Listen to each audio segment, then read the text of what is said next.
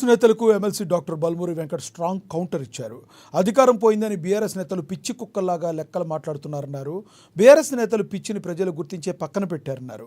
అలాగే మాట్లాడితే పిచ్చి కుక్కలకు గట్టిగా గతే బీఆర్ఎస్ నేతలకు పడుతుందన్నారు. బీఆర్ఎస్ను తెలంగాణ ప్రజలు తిరస్కరించినా అహంకారం తగ్గలేదన్నారు.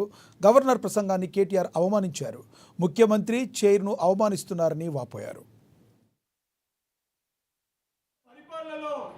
ఏమి చేసిందో కనీసం నీకు అవగాహన లేదు. నువ్వు బీఆర్ఎస్ పార్టీకి సంబంధించి రైతుల కోసం కానీ, విద్యార్థుల కోసం కానీ, యువకుల కోసం కానీ, బడుగు బలైన వర్గాల కోసం కానీ బీఆర్ఎస్ పార్టీ చేసిన సంక్షేమ పథకాలపైన నీకు అవగాహన లేదు. దానికంటే ఏదైతే హుజురాబాద్ నియోజకవర్గంలో బీఆర్ఎస్ పార్టీ కూడా ఒక సంక్షేమ పథకాన్ని తీసుకొని వచ్చినప్పుడు దళితులకి 17 లక్షల మందికి దళిత బంధు ఇస్తామని చెప్పారు.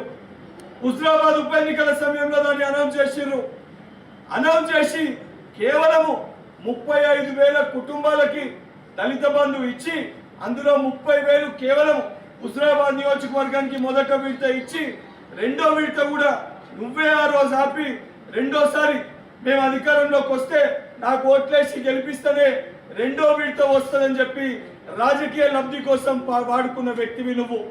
నిజంగా నీకు చిత్తశుద్ధి ఉంటే హుజురాబాద్ నియోజకవర్గానికి సంబంధించి ప్రతి మండలము, ప్రతి గ్రామ పేరును ప్రస్తావించినవు. నీకు తెలిసిన గ్రామాల పేర్లు, నిజంగా గ్రామాలకి సంబంధించిన అభివృద్ధి పనుల పట్ల కానీ, హుజురాబాద్ నియోజకవర్గానికి సంబంధించిన ఏదైతే అక్కడ ఉన్న ప్రజల దగ్గరికి వెళ్ళి ఉద్యోగాలు పెట్టిస్తా అని చెప్పి డబ్బు తీసుకొని అక్కడ ప్రజల్ని మోసం చేసిన నువ్వు ఆ నియోజకవర్గం గురించి మాట్లాడే అర్హత ఉందా? ఒక్కసారి నిన్ను నువ్వు పునరాలోచించుకోవాలని చెప్తున్నా.